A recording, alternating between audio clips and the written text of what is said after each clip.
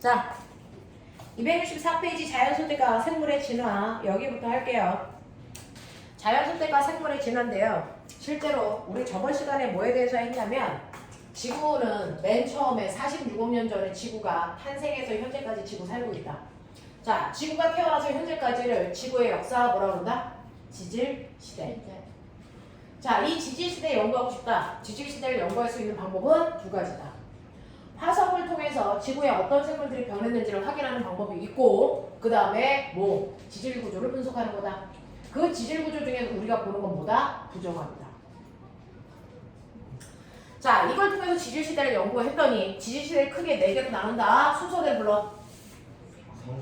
성칸브리아대, 고생대, 중생대, 신생대. 알겠습니까? 그 중에서 여러분들이 알고 있는 모든 지질시대는 현재보다 뭐였다? 따뜻했다. 온난했다. 알겠습니까? 그래서 점점 온도가 식어서 지금과 같은 온도가 됐기 때문에 지질시대 전반적으로 다 온난한 기후였다. 근데 생태계에 이 지질시대를 구분하는 구분 기준에는요, 생태계가 급격한 변화가 생겼다? 그 변화는 뭐야? 멸종. 알겠어? 생물의 탄생과 멸종을 기준으로 해서 우리는 지질시대를 나누는 거죠. 그래서 지질시대를 구분하는 기준은 바로 생태계 급격한 변화인데, 그 중에서 워낙에 온난했기 때문에 빙하기가 오니까 대단히 많은 아이들이 전멸했죠.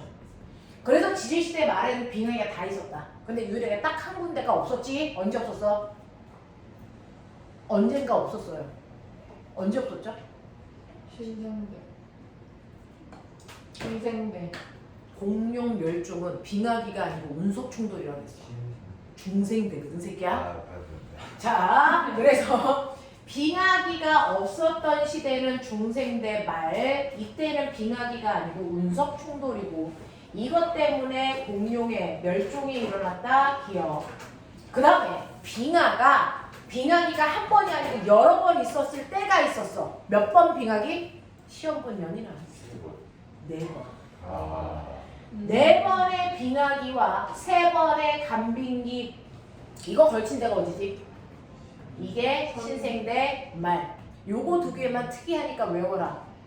그래서 나머지는 그냥 빙하기 한 번인데, 이때는 빙하기가 없고요. 이때는 빙하기가 여러 번 있었다가 시험에 몇 번 나와. 알겠어? 외울 거 외우면 되죠. 자, 그 다음에 이렇게 생태계의 급격한 변화 중에 하나는 빙하기였고요. 그 다음에 두 번째, 생태계의 급격한 변화를 일으킨 두 번째 원인은 뭐고 하니? 대륙. 충돌. 그거 뭐라 그러는데? 그거 대륙이 만났다 떨어지는 거, 그거 뭐라 그러니? 오작교라고 그러지, 오작교. 뭐라 그러니, 이 새끼들아? 판개야. 판개야. 와. 자, 이거 언제 붙었어? 중생대. 신생대. 고생대 말에 붙었다가 중생대 초에 떨어져. 그래서 이때 대멸종기가 있었어. 알겠냐? 고말 중초. 알겠냐? 제발 포기하고 가 인생. 보고 있어요. 쟤도 저녁 받으면 바로 쓸거 갈 거야. 아이고 좋다. 괜찮겠어? 혼자 있어도 와. 되겠어? 혼자 안 끊어 이러면. 그러니까. 민준이죠, 민준. 아니면 밤으로 가던지. 알바요, 쌤. 송민준 있어. 송민준하고 너하고 둘이 하면 되잖아. 아, 네 싫어요. 명이서. 진짜 싫어요. 자, 저희 안술이라고. 그러면 세 번째. 그럼 판계가 있었어? 빙하기 있었어? 됐어? 또 뭐 있었어? 생태계 급격한 변화를 유도하는 또 하나 뭐 있었어? 운석 충돌. 그거 여기 있었어. 그래. 또 뭐 있었어? 오존층 생성. 기억나지? 오존층의 생성으로 바닷속에만 살던 생물들이 어디로 올라왔니? 육지로 올라왔죠. 맞아. 땅. 언제야?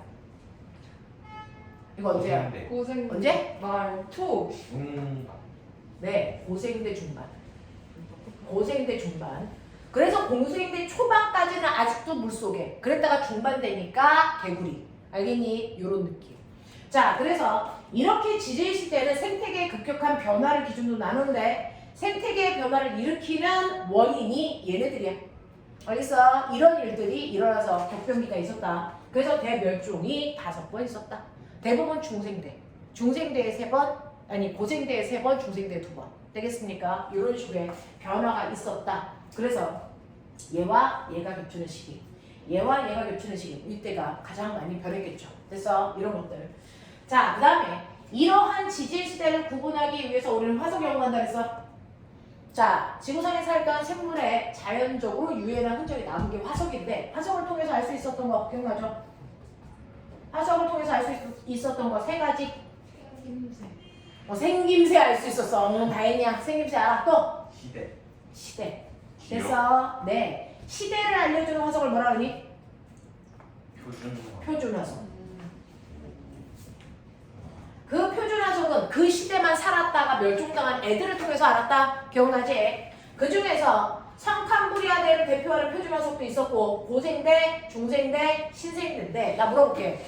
어느 쪽으로 갈수록 화석수가 많아질까? 위, 아래? 위. 아래죠. 왜? 얘는 화석을 만들 정도로 몸에 단단한 부분도 없었고요. 단세포니까. 개체수도 적었고요. 그리고 화석이 만들어졌어도 오랜 기간 동안의 지각 변동을 받으면서 화석이 파괴돼서 남지 않았어. 알겠어? 그래서 가장 화석수가 적게 있는 게 바로 성캄브리아 시대인데 이때 남세균의 화석이 남아있어요. 남세균은 유명한데요. 뭐예요? 최초의 광합성한 신. 됐어? 자, 그러면 성캄브리아대는 그 남세균들이 모여있는 화석 뭐니? 에, 디, 아, 카, 라. 됐어? 동물군. 군 또는 뭐야? 스트로마톨라이트. 됐어? 둘 중에 하나. 스트로마톨라이트. 어쨌든 이름이 무리하게 길어. 이거 성캄브리아대야. 에디아카라 또는 스트로마톨라이트. 알겠어? 성캄브리아대의 화석, 남세균 화석. 자, 고생대를 대표하는 화석은 몸이 삼각형이래. 삼엽충. 삼엽충. 물고기인데 몸에 비닐이 아니고 갑옷 같은 게 둘러싸여 있어. 밥 주워. 알겠냐? 네, 이 정도만 기억하면 돼요. 자, 그 다음에 중생대를 대표하는 화석이 그 유명한 누구이니? 공룡. 그리고 얘 하나 더 있어. 암모라이트. 그 다음에 공룡이 진화해서 새가 됐죠. 중간 시조새. 알겠어? 요거 중생대 화석. 신생대를 대표하는 화석은 코끼리인데 털이 길어. 알고 봤더니 호국이 털이 거기 붙어 있었어. 네. 되겠냐? 걔 누구야? 메머드. 그 다음에 암모나이트가 진화된 조개화석. 뭐냐? 이거 인간이 좋아하는 돈 앞에서. 그래도 시험 봤다고 좋게 아는 게 있네. 이게 시대를 대표하는 화석, 표준 화석. 자, 그럼 시대를 알 수 있어요. 그 다음 기억. 뭐 할 수 있니? 뭐 할 수 있니? 시대의 반대. 표준 화석의 반대. 기억. 시상화석. 이 시상화석은 뭐 알려주는 화석이니? 환경. 환경. 와, 시험은 봐야 돼. 애들이 머리가 남잖아. 자, 환경 알려주는 화석이 시상화석. 환경 알려주는 화석은 뭐 있어? 누구 화석? 고사리. 고사리. 와, 네가 제일 대단. 와, 이 안에서 에이스가 또 나왔네. 고사리. 또 산호, 조개. 알겠습니까? 이런 것들이죠. 세 번째, 뭐 할 수 있어요? 수륙분포. 조개 화석 발견했어? 여기 바다였어. 공룡 화석 발견했어? 여기 육지였어. 알겠어? 하나를 더 쓰자면 뭐도 할 수 있다? 진화 과정. 말의 화석, 말의 몸집이 커지고 있어. 어금니를 발달하고 있어. 이런 것들. 그래서 이런 식으로 우리가 화석을 통해서 옛날에 우리가 살지 않았지만 지구에 이런 일들이 있었다는 걸 확인할 수 있더라. 알겠습니까? 네, 애들 요거 외우는 거 되게 힘들어해요. 요거. 그래서 네, 기억해 두시면 되겠어요. 이게 저번 주에 했던 내용입니다. 자, 그러면 오늘 해야 되는 건 뭔데? 라고 하면 오늘 하셔야 되는 건 이제 이러한 지질 시대에서 맨 처음에 지구의 생물체들이 개체수가 많았을까 적었을까? 적었겠죠. 그럼 지구에 있는 생물들의 종의 개수는 많았을까 적었을까? 적었겠죠. 근데 난 물어볼게요. 지구상에는요, 자, 생물들의 종이 많은 게 좋을까 적은 게 좋을까? 많은 게 좋죠. 왜?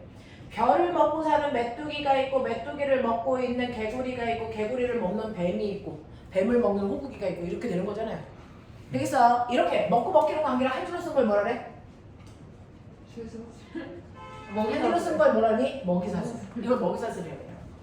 자, 이렇게 먹이사슬의 형태가 있을 때 메뚜기가 병 걸려서 죽었어. 그럼 우리 호구기 어떻게 될까? 죽어요. 먹을 게 없어. 됐어. 개구리가 죽으면 메뚜기가 죽으면 개구리가 죽고요. 개구리 죽으면 뱀이 죽고요. 뱀이 죽으면 최종 소비자가 죽거든요. 됐어.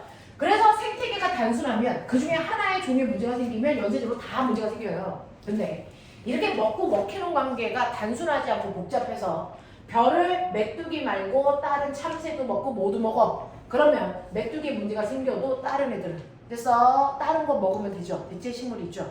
그러니까 생태계가 훨씬 더 안정적이거든요. 자, 그럼 이렇게 복잡하게 먹고 먹히는 얽히고 설키는 관계를 뭐라 그래? 한 줄은 먹이 사슬. 복잡하면 먹이 그물 이라고 표현하거든요. 이렇게 먹이 사슬의 형태보다 먹이 그물의 형태가 되면 하나의 생물에 문제가 생겨도 전체 생태계에는 변화가 거의 일어나지 않습니다. 그러니까 훨씬 더 생태계가 안정적이기 위해서는 생물들의 종과 개체수가 많을수록 좋은 거야. 알겠어? 근데 문제는 지구에 맨 처음에는 생물들의 종이 딱 하나 단세포밖에 없었잖아. 그랬다가 지금 현재 지구는 셀 수 없을 정도의 많은 생물들이 있다? 어떻게 그렇게 될게? 점점 시간이 지나면서 하나의 단세포가 여러 생물들로 계속 무대니 진화해 갔죠. 그래서 생물들의 종이 셀 수 없을 정도로 많아진 거죠. 알겠습니까? 네, 그래서 지구의 환경이 대단히 안정적으로 생태계가 그런 구조를 형성하기 위해서 본능적으로 생물들은 스스로의 종을 분화시켜요. 종 다양성을 유지하려고 한다고요. 그래야 생태계가 안정적이기 때문에 스스로가 그러려는 방향으로 나아간다. 알겠습니까? 그래서 최초의 지구에는 단순한 생물의 종과 개체수밖에 없다가 점점 생물들의 종과 개체수가 많아지는 방향으로 지구의 생물들은 뭐하고 있다? 그 멋진 말 뭐하고 있습니까? 진화하고 있어요. 알겠냐? 그러면 이 진화하고 있다는 걸 어떻게 알았어? 다양한 연구를 통해서 알아냈고요. 그 연구한 결과 나타낸 걸 진화설이라고 합니다. 그게 요번의 핵심인 거죠. 너네가 배우는 오늘 내용의 핵심은 이렇게 하나의 단순한 생물이 여러 개의 생물들로 변해가는 과정을 설명한 걸 우리가 진화설이라고 해. 됐어. 진화하는 방향성을 설명한 학설. 이 진화설은 4개가 있어요. 되겠냐? 자, 그 4개가 있는데 그 중에서 진화 그럼 제일 유명한 사람. 아, 이건 옛날 사람 이름이고. 자, 진화설을 주장한 사람 혹시 알아? 다윈이요. 그렇죠. 다윈의 진화설. 들어본 적 있어? 그래서 다윈이라는 사람이 최초로 진화설을 설명했습니다. 됐어. 다윈이 설명한 진화설이 뭐게? 이름? 자연 선택설. 됐어. 이게 엄청나게 유명하고요. 이것 때문에 2차 세계대전이 일어난 거죠. 됐어. 독일 애들이 우리가 제일 잘난 민족이야. 그러니까 우리를 뺀 나머지 민족들은 필요 없으니까 죽여도 돼. 그래서 유태인을 학살한 거죠. 알겠냐? 네, 다윈의 자연 선택설을 기반한 됐어. 혁명이었던 거죠. 혁명이라고 하면 안 되죠. 전쟁이었던 거죠. 자, 그래서 다윈의 자연 선택설이라고 하는 게 지금도 우리가 가장 이 책이 이제 대부분이 다 다윈의 자연 선택설이에요. 우리가 믿는 것 중에서 가장 대표적인 것 중에 하나고요. 그 다음에 라마르크 이름은 이제 이 사람만 이름 외우고요. 나머지 사람들은 이름 몰라도 돼요. 라마르크의 용불용설이라는 게 있어요. 그 다음에 돌연변이설이 있고요. 그 다음에 경리설이라는 게 있어요. 이걸 옛날에는 중학교 때 배웠는데 요즘 고등학교 때 배웁니다. 자, 그 중에서 이 다양한 학설들이 있는데 이 중에서 얘는 틀린 말이라서 우리는 지금 현재 인정하지 않습니다. 근데 나머지는 다 인정해요. 그래서 이 3가지를 접목해서 이 3가지가 바로 현대 진화설입니다. 그래서 현대 진화설은요, 용불용설을 뺀 나머지 자연선택설, 돌연변이설, 경리설을 합해서 현대 진화설이라고 이렇게 하는 거고요.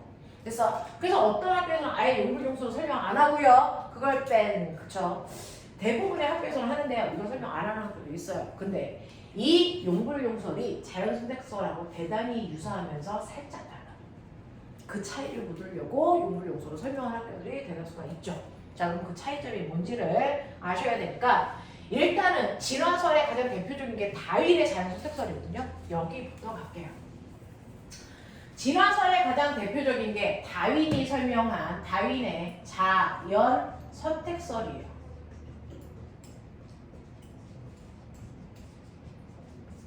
다윈의 자연 선택설은요. 됐어. 누군가가 선택된다는 거야. 자연으로부터. 왜? 이거거든요. 됐어. 일단은요. 자연 선택설의 가장 대표적인 거 설명하는 게 거기에 그림도 나와 있지만 기린이 있어요. 옛날에 기린은 목이 길지 않았던 거 아세요? 사슴만큼 처음밖에 짧았어요. 길지 않았다고요. 그래서 이렇게 목이 짧은 기린이 이렇게 살았다고요. 근데 살아보니까 환경 괜찮아. 먹고 살만해. 그러니까 개체수가 왕 늘어나겠죠.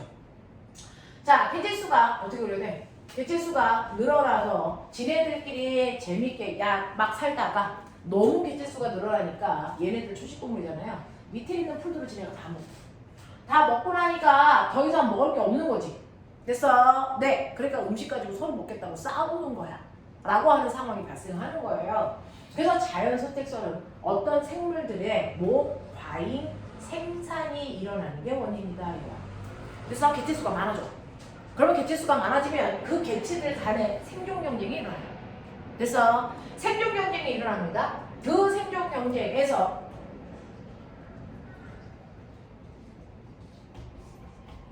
밑에 있는 일을 다 먹으니까요. 더 이상 그래서 먹을 게 없는데 문제는 얘네들이 막 태어나다 보니까 개체수가 많아지는 과잉 생산을 하다 보니까 약간 보편적인 아이도 있지만 약간 특이한 아이도 태어나겠죠. 어떤 아이가 태어날까요? 이런 아이도 태어나지만 갑자기 목이 긴 애도 태어나요. 그래서 이 새끼 병신이네 막 이랬단 말이야. 그랬는데 서로 먹고 살겠다고 생존 경쟁을 했더니요. 과잉 생산하고 그 아이들 중에서 조금 특이한 아이도 태어나요? 많이 태어났는데 그 중에서 약간 특이한 아이도 태어납니다. 이걸 뭐라고 합니까? 개체변이가 일어나요. 근데 먹고 살 게 없어서 지네들끼리 생존 경쟁합니다. 그래서 지네들끼리 생존 경쟁을 하다 보면 누가 힘들까? 라고 하면 생각해 보시면 얘네들은 아래밖에 못 먹어요. 근데 얘는 끝까지 먹잖아요. 그러니까 얘네들은 배고파서 다 죽습니다. 얘만 살아남아요. 그래서 이렇게 생존 경쟁을 하다 보면 거기서 생존 경쟁에서 살아남는 아이가 있다.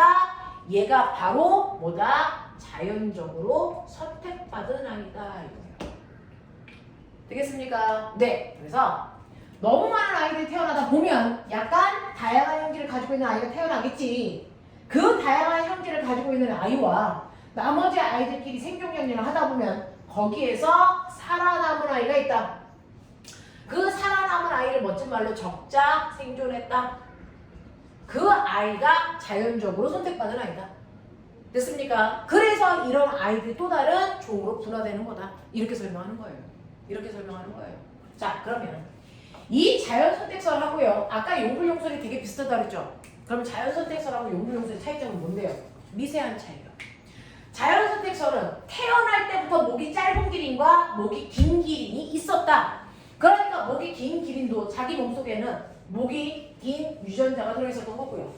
얘는 목이 짧은 유전자가 들어있었던 거죠. 그 중에서 얘는 목이 긴 유전자형이 드러난 것 뿐이야. 근데 용불용설은 뭐냐면요. 이렇게 먹고 살 게 많아서 아이들이 자손을 태어났는데 태어날 때는 모두 다 위아더월드 목이 짧아. 지네들끼리 생존 경쟁이야. 근데 밑에 있는 잎 다 먹었어. 더 이상 먹을 게 없어. 그럼 어떻게 해야 되겠니? 먹고 살려고요. 최선을 다해서 노력하는 거죠. 저 위에 걸 먹으려고 쿵닥쿵닥 뛰는 겁니다. 그러다 보니까 이 새끼 목이 뭐해졌어? 길어졌네. 태어날 땐 짧게 태어났는데 그래서 헬스를 열심히 했더니 11자 복근이 생기는 것처럼 나중에 목이 길어졌다는 거야. 그래서 얘는 위에 있는 잎까지 먹고 사니까 얘는 살아남지만 나머지는 죽었네 이거거든요. 그래서 앞에 보면 과잉 생산하고 똑같습니다. 됐어? 네. 과잉 생산에서 애가 많은데 태어날 때는 다 목이 짧았는데 나중에 후천적 노력에 의해서 개체 변이가 생긴 거죠. 그러니까 문제는 뭐냐면 자연 선택설에서의 개체 변이는 타고날 때 처음부터 태어날 때 그 변이를 가지고 있었다는 거죠. 이건 선천적 변이에요. 얘는 유전자에 그 인자가 있었던 거죠. 근데 얘는 태어날 때 짧았는데 노력에 의해서 몸이 길어진 거죠. 선생님이 노력에 의해서 성형을 했더니 지금 엄청나게 예뻐졌잖아요. 후천적 변이에요. 집에 창문 열어놓고 왔는데 물거든. 길어지면 더러워. 우리 강아지가 창문 정문 닫겠지? 그렇게 키웠는데 창문 정도는 더 만들 수 있어. 창문 정문은 닫을 수 있겠지? 강아지가 물도 먹고 약간 걸리지도 하겠지? 강아지가? 자, 그래서 개체별이 과잉 생산하는 거 똑같아요. 변이가 일어나는 거 똑같은데 변이가 어떻게 일어났냐? 태어날 때부터 그런 형태로 태어났냐? 아니면 후천적 변이냐? 이 차이예요. 말뜻 알겠어요? 선천적 변이냐? 후천적 변이냐? 그래서 걔네들끼리 생존 경쟁을 해서 살아남는 적자 생존을 하겠죠. 그 아이가 남는다고. 이거예요. 자, 선생님. 이거는 인정되는데 이건 왜 인정이 안 돼요? 라고 하면 선천적 변이는 유전자에 그 인자가 있는 거예요. 그러니까 후대의 자손에게 뭐 될 수 있다? 유전될 수 있습니다. 근데 후천적 변이. 선생님이 예쁘게요. 그죠? 엄청나게 예쁘게 선생님이 이효리처럼 성형을 했어요. 이효리 같아 보이죠 지금? 들. 돈 안 든다. 끄덕끄덕 해라. 이효리 같죠? 오케이. 근데 선생님이 아이를 낳으면 성형 전을 담겠니? 후를 담겠니? 전을 남겨. 전을 담죠. 자손한테는 후천적 변이는 전달되지 않습니다. 알겠어? 후천적으로 태어난, 후천적으로 만들어진 변이는 이거는 유전되지 않는데요. 이 용불용설을 설명한 라마르크는 이 후천적 변이가 자손한테 유전된다라고 설명했기 때문에 우리는 지금 이걸 쓰지 않는다고요. 무슨 말인지 알죠? 그 차이가 가장 큰 겁니다. 되겠죠? 네. 그래서 자연선택설은 선천적 변이가 전달된다는 거고 용불용설은 이걸 용불용설이라고 해요. 용불용설은 후천적 변이가 자손한테 전달된다라고 하는 말도 안 되는 얘기를 했다. 그럴 거면 어차피 내 10대까지 나의 성형 후가 닮아진다면 참 뭐 엄청난 돈을 들여서라도 하죠. 그렇지 않다는 거예요. 되겠냐? 이런 것들. 그래서 자연선택설하고 용불용설은 이런 거의 차이구나. 가장 큰 건 선천적 변이냐 후천적 변이냐의 차이구나 라고 얘기합니다. 그렇죠? 자, 그러면 자연선택설이 뭔 줄 알았어요? 이건 이제 요즘에 우리가 안 믿으니까 둘의 차이점만 보시면 되고요. 그 다음에 또 뭐가 있어요? 자, 또 격리설하고요. 돌연변이설이 있어요. 근데 사실은 이 둘이 동시에 일어나는 경우가 훨씬 더 많아서 이건 무슨 학설이야? 라고 물어보지는 않습니다. 그냥 이 둘이 동시에 일어나는 경우가 훨씬 더 많은데 그냥 일반적인 예를 이렇게 들어요. 실제로 이렇게 본토에 맵새라고 하는 핀치새가 있어요. 맵새. 그걸 우리가 이제 핀치새라고 하는데 핀치새가요 벌만한 크기래요. 벌보다 약간 더 큰 크기. 그래서 이렇게 꽃에서 꿀 빨아먹는 새예요. 그래서 아주 작은 새입니다. 그런 아이가 여기에 본토에 살고 있었는데 그 핀치새가 어떤 애는 열매 따먹고요. 어떤 애는 나무에 있는 벌레 잡아먹고요. 뭐 그래. 그러면 새들은 뭘 먹느냐에 따라 뭐가 달라질 줄 아세요? 부리 모양이 달라져요. 부리가 이렇게 뭉툭하고 단단한 부리로 되어 있을 거냐? 아니면 뾰족하고 이렇게 되어 있어 곤충을 잡기 편한 부리의 형태를 가질 거냐? 이렇게 부리의 형태는 먹는 식습관에 의해서 결정되거든요. 이렇게 다양한 부리를 가지고 있는 핀치새들이 막 살고 있었다가 엄청난 태풍이 불었어요. 그러면 그 태풍의 바람 때문에 이 작은 애들이 쓸려가죠. 그래서 본토에서 아주 멀리 있는 섬에 이 아이들이 옵니다. 거기가 어딥니까? 갈라파고스예요. 갈라파고스 군도에 있는 생물들이 대부분 이렇게 와요. 씨도 바람에 의해서, 동물들도 바람 타고 이렇게 맨 처음에 와서 안착한 거예요. 근데 문제는 바람에 안 부니까 다시 제자리로 돌아갈 수 있어 없어? 없어. 그래서 그냥 자자손손 여기서 사는 거죠. 독립된 공간에. 그래서 지역이 이렇게 격리되는 거예요. 격리. 그래서 다시 못 돌아가. 그래서 여기 있는 애와 여기 있는 애가 왕래할 수 없어. 그럼 어떻게 돼? 시간이 지나면 그래서 몇천 년이 지나면 여기 있는 맵새와 여기 있는 맵새는 서로 다른 종으로 분화됩니다. 그래서 같은 곳에 갖다 놔도 생식력이 없어요. 종족 번식이 안 돼요. 이렇게 분화되는데 문제는 여기 있는 아이들이 올 때요. 부리가 다 뭉툭한 애도 있고 뾰족한 애도 있을 거 아니야? 근데 여기에는요. 열매는 없고 곤충밖에 없어. 그럼 이런 부리를 가지고 있는 핀치새는 살 수 있을까 없을까? 얘는 죽어요. 얘만 살아남아요. 그래서 이 동네 핀치새는 이런 부리만을 가지고 있어요. 되겠냐? 이렇게 되죠. 이렇게 되죠. 또는 이런 부리를 가지고 있는 애가 왔어. 근데 격리가 되니까 돌아가지 못해. 그러면 이 환경에 적응하기 위해서 얘는 뭐합니까? 네, 부리가 이렇게 생긴 부리를 가지고 있는 애들이 태어나겠죠. 환경에 적응하면서. 그래서 걔네들이 살아난 거예요. 이런 식으로 다양하게 설명할 수 있어. 되겠어? 그래서 지역적 격리 이런 것들이 새로운 형질인 돌연변이를 만드는 원인이 된다. 그래서 생물들의 종이 훨씬 더 다양해집니다. 되겠니? 그래서 진화설이라고 하는 건 왜 지구상에 맨 처음에 생물들은 단세포 생물밖에 없었는데 이렇게 다양한 종의 다양성이 만들어지는 거야. 그건 다양한 원인들이 있는데 아이들이 환경에 적응하기 위해서 진화하다 보니까 이렇게 다양한 방향으로 생물들이 만들어지는 거야. 그러면 이러한 아이들이 진화하는 원인은 뭐야? 적자생존. 과잉 생산에 의한 적자생존을 하기 위해서고 지역적 격리고 돌연변이고 이런 것들 때문에 종이 다양해져서 훨씬 더 생태계는 안정적이 돼가고 있어. 이게 결론이야. 이 책이. 알겠습니까? 이게 이 책의 결론입니다. 자, 그래서 보시면 너네가 가지고 있는 나 이제 눈도 안 보여요. 265페이지 보시면 됐죠? 265페이지에 1, 2, 3, 4 풀어. 이제 지원은 여기부터가 시험 범위. 네.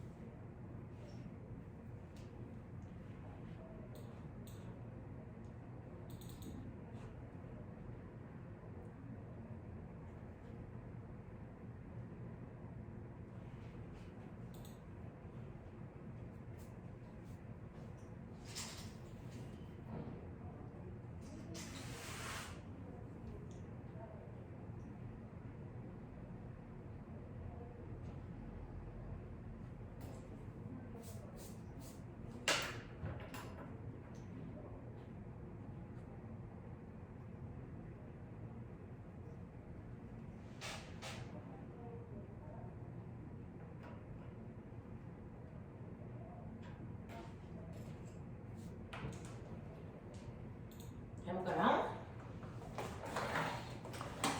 자, 보시면 생물의 진화에 대한 설명으로 맞고 틀림을 해라 그랬는데 두 개만 X 몇 개? 두 개? 아니, 세 개. 더럽게 많아. 동그라미가 몇 개 있냐? 하나요.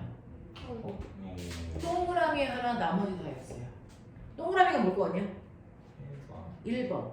오랜 시간에 걸쳐 생물은 변한다는 맞는 얘기거든요. 그 생물의 변화를 우리가 뭐라 그럽니까? 진화라고 해요. 됐냐?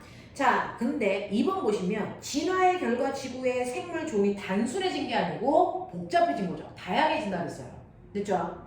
자, 그 다음에 세 번째, 변이가 없는 집단에서 진화가 더 빠르게 일어나니? 아니죠. 변이가 있어야 진화되는 거죠. 진화는 변해가는 과정이니까. 자, 그 다음에 네 번째, 같은 종의 개체들은 환경에 적응하는 능력이 모두 같다? 아니요, 달라요. 그래서 지금 여기에 코로나에 2번 걸린 아이도 있고 3번 걸린 아이도 있지만 난 한 번도 안 걸렸어요. 면역장. 나는 진짜 슈퍼하지. 아니 그런 소리 하시면 안 돼요. 저 그런 소리 하자마자 모르겠어요. 이 소리를 1년 내내 하고 있어. 그거 풀려도 진짜예요 쌤. 너네 휴가 기간 동안에 우리 신랑 코로나 걸렸지. 우리 집에 코로나 걸리는 사람 아무도 없거든요. 저도 안 걸리고 우리 딸도 안 걸리고 우리 신랑도 안 걸렸다가 요번에 우리 신랑이 딱 걸렸어요. 그래서 우리 어떻게 할게요? 호텔 가 있었죠. 일주일 동안. 우리 신랑 집에 넌 집에 있었는데. 저랑 우리 딸은 호텔에 가서 놀았죠. 일주일 동안. 이거 호캉스네요. 호캉스 했어요. 덕분에 딱 그 휴가 기간에 걸려가지고 신랑만 못 가고 우리들을 호텔 가요. 되게 안타까워하는 척하는 거 했었죠. 그런데 이렇게 생물들마다 환경에 적응하는 정도가 다 똑같지 않습니다. 어떤 애는 쉽게 도태되는 아이들도 있고 잘 적응하는 아이들도 있습니다. 자, 5번. 항상 우수한 형질을 가진 개체가 자연 선택에서 그래서 자연 선택되어 진화한다라고 했는데 이게 아니야. 이게 아니야. 왜냐하면 실제로 어떤 경우가 있냐면 시험에 가장 많이 나오는 경우 중에 하나인데요. 실제로 건강한 사람, 더 훨씬 더 생존력이 강한 사람은 어떤 사람이냐면 정상 적혈구를 가지고 있는 사람. 원반 모양의 정상적인 적혈구를 가지고 있는 사람들은요, 그래서 활동성도 강해서 잘 살아요. 근데 비정상인 적혈구가 있어요. 뭐요? 남모양 적혈구. 남모양 적혈구는 적혈구가 반쪽짜리밖에 없는 거죠. 적혈구의 역할은 뭐예요? 산소 운반이죠. 산소 운반력이 반밖에 안 되는 거죠. 그럼 산소가 운반이 잘 안 되면 걸리는 병이 뭐죠? 빈혈이요. 그래서 악성 빈혈에 걸리는 거예요. 악성 빈혈. 그래서 제대로 활동할 수가 없고 거의 불어넣어 있어야 되는 그 빈약한 상태야.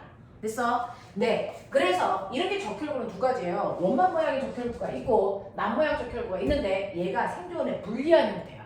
그래서 대부분 우리나라 사람들 중에는 남모양 적혈구 사람이 하나도 없죠. 근데 저기 아프리카에 가면 특별한 부족은 남모양 적혈구인 아이들이 전체 부족의 60%야. 어떻게 이렇게 많아요? 그건 그럴 수밖에 없는 환경이 있어서. 뭐냐면 말라리아.